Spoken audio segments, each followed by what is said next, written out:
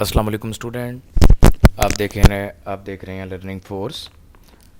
आज हम डिस्कस करेंगे फर्स्ट ईयर फिज़िक्स का topic momentum and Newton second law and impulse. सबसे पहले मोमेंटम, इसके ज़रा कॉन्सेप्ट को समझते हैं, फिर इसकी डेफिनेशन की तरफ मूव करेंगे।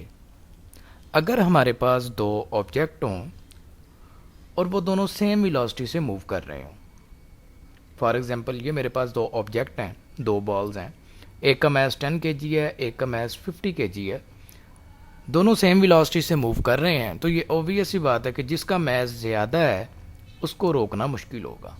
It is difficult to stop the massive one. इसी तरह अगर मेरे पास दो ऑब्जेक्ट हों जिनका मास तो सेम है लेकिन वेलोसिटी डिफरेंट है, तो इस केस में जिसकी स्पीड ज़्यादा होगी उसको रोकना मुश्किल होगा। अब ये दो केसेस हमने डिस्कस किए हैं कि अगर ऑब्जेक्ट का मास ज़्यादा हो और स्पीड सेम है तो फिर ज़्यादा मास वाले को रोकना मुश्किल है, और अगर मास सेम है तो ज़्यादा वेलोसिटी वाले ऑब्जेक्ट को रोकना मुश्किल है। यहाँ से हम एक डेफिनेशन जो है वो डिस्क्राइब कर सकते हैं कि मूविंग बॉडी के अंदर एक ऐसी क्वालिटी है जो उसके मोशन की क्वांटिटी को डिस्क्राइब करता है। जिसका मास ज़्यादा था उसका भी मोशन की क्वांटिटी ज़्यादा थी, जिसकी वेलोसिटी ज़्यादा थी उसके भी मोशन की क्वांटिटी ज़्यादा थी। तो इस quality of a moving body को हम नाम देते हैं मोमेंटम का।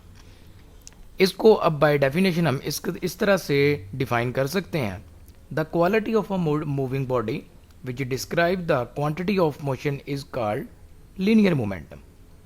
पी हमारे पास लीनियर मोमेंटम की नोटेशन है, एम हमारे पास mass of object and V velocity of object. यानी कि मोमेंटम हमारे पास इन दो क्वांटिटीज़ के ऊपर डिपेंड कर रहा है, एक मास के ऊपर एक वेलोसिटी के ऊपर। इसको हम एक सादा अल्फाज से एक और तरह भी डिफाइन कर सकते हैं, the product of mass and velocity. लेकिन ये मैट्रिकुलेशन लेवल के ऊपर ये डेफिनेशन ठीक है, लेकिन इंटर लेवल के ऊपर हम इस डेफिनेशन को प्रेफर करते हैं। मोमेंटम हमारे पास एक वेक्टर क्वांटिटी है और इसकी डायरेक्शन हमारे पास वेलोसिटी की डायरेक्शन में होगी। इसी तरह इसका unit kilogram metre per second, इसको हम न्यूटन सेकंड भी लिख सकते हैं। अब इसकी एक हमने डेरिवेशन देखनी है कि हम इसको किलोग्राम मीटर पर सेकंड को न्यूटन सेकंड किस तरह लिख सकते हैं। सबसे पहले किलोग्राम मीटर पर सेकंड को अगर मैं इस तरह लिखूं, अब किलोग्राम मीटर पर सेकंड के साथ मैं सेकंड को मल्टीप्लाई और सेकंड को अगर डिवाइड करूं तो ये मेरे पास वैल्यू बन जाएगी kilogram metre per second square into second. अब ये जो मेरे पास वैल्यू है kilogram metre per second square, it is equal to newton, और सेकंड मेरे पास एज इट इज़ आ जाएगा।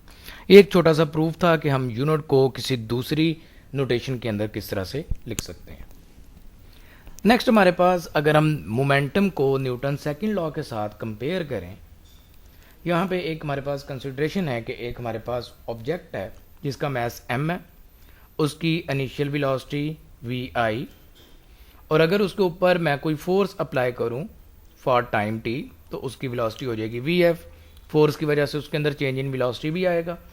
अब अगर मैं इसकी एक्सेलरेशन को डिफाइन करूँ, acceleration will be equal to time rate of change of velocity. तो ये एक्सेलरेशन की इक्वेशन को मैं कुछ इस तरह से लिख सकता हूँ। अब हम थोड़ा सा न्यूटन सेकंड लॉ को डिफाइन करेंगे। न्यूटन सेकंड लॉ कहता है the acceleration of an object is directly related to the net force. Acceleration जो है वो नेट फोर्स के डायरेक्टली प्रोपोर्शनल है और मास के इन्वर्सली प्रोपोर्शनल है अगर हम उसके ऊपर कोई नेट एक्सटर्नल फोर्स अप्लाई करें। तो यहाँ से हमारे पास F is equal to M A, ये मेरे पास न्यूटन सेकंड लॉ की इक्वेशन। अब हम इधर से एक्सेलरेशन को कुछ इस तरीके से भी डिफाइन कर सकते हैं, A is equal to F by M. तो ये मेरे पास दो इक्वेशंस आ गई, दोनों एक्सेलरेशन की हैं। अगर मैं इन दोनों इक्वेशंस को इक्वेट करूँ तो F बाई एम वो इस इक्वेशन से आ गया, F by M will be equal to V F minus V I divided by T. ये F बाई एम की वैल्यू मैंने यहाँ पे पुट की, तो ये मेरे पास एक इक्वेशन आ गई। m उस साइड पे जाके अब इस वैल्यू को क्रॉस मल्टीप्लाई कर दें, m मेरे पास इधर इससे मल्टीप्लाई हो जाएगा, t जो है वो 4 से मल्टीप्लाई हो जाएगा। तो force into time is equal to M V F minus M V I. तो यहाँ से मैं फोर्स की इक्वेशन को इस तरह से लिख सकता हूँ M V F minus M V I divided by T. इसको हम नाम देते हैं Newton second law in term of momentum. Force को अब हम इस तरह से भी डिफाइन कर सकते हैं, time rate of change of linear momentum is equal to applied force. अब इसकी हमें ज़रूरत क्यों पड़ी? अगर एक ऑब्जेक्ट मूव कर रहा हो और वाइल मूविंग उसका मास चेंज हो जाए, यहाँ पे तो हम देखते हैं कि मूव करने के साथ वेलोसिटी तो चेंज होती है, उसको हम एक्सेलरेशन के साथ डिफाइन कर लेते हैं। अगर उस ऑब्जेक्ट का मास चेंज हो जाए तो फिर इस फार्मूले को F is equal to M A को हम एज इट इज़ यूज़ नहीं कर सकते यहाँ पे, क्योंकि थ्रू आउट द यहाँ पे एक्सेलरेशन जो प्रोड्यूस हो रही है that is time rate of change of velocity. लेकिन अगर मास कांस्टेंट होगा तो ये इक्वेशन वैलिड होगी। अगर विद रिस्पेक्ट टू टाइम हमारे पास मास चेंज होता जाए तो फिर इस इक्वेशन को हम एज इट इज़ अप्लाई नहीं कर सकते, बल्कि फिर हम इस फार्मूले को एक्सटेंड कर लेते हैं। हम इसको इन टर्म ऑफ मोमेंटम इस तरह से यूज़ कर सकते हैं। दिस इज़ फाइनल मास, ये हमारे पास फाइनल मोमेंटम, ये मेरे पास इनिशियल मास, इनिशियल मोमेंटम। अब ये क्वेश्चन है कि क्या कोई ऐसा ऑब्जेक्ट है कि जिसका वाइल मूविंग मास चेंज होता जाए? आमतौर पे हम गाड़ियों को अगर देखें तो उनके अंदर हम यही समझते हैं कि मास के अंदर कोई चेंज नहीं आ रहा, लेकिन जो उनका फ्यूल बर्न हो रहा है उसकी टर्म में हमारे पास निग्लिजिबल चेंज लाजमी आता है। अगर हम इसी चीज़ को इम्प्लीमेंट करें क्रूज शिप्स के ऊपर, एरोप्लेन के ऊपर, रॉकेट के ऊपर, तो फिर उनकी फ्यूल कंजम्पशन जो है वो इतनी ज़्यादा है या change in mass with respect to time इतना ज़्यादा है कि जिसको हम निगलेक्ट नहीं कर सकते, और उसका जो है वो फोर्स के एक्सप्रेशन के ऊपर बहुत ज़्यादा इफेक्ट होता है। तो इसको अब हम इस तरह से डिफाइन कर सकते हैं, Newton second law in term of momentum, time rate of change of momentum of a body is equal to applied force. अगर हम मोमेंटम का time rate of change find कर लें, change in momentum with respect to time, तो वो हमारे पास applied force के इक्वल होगा। नेक्स्ट है हमारे पास इम्पल्स।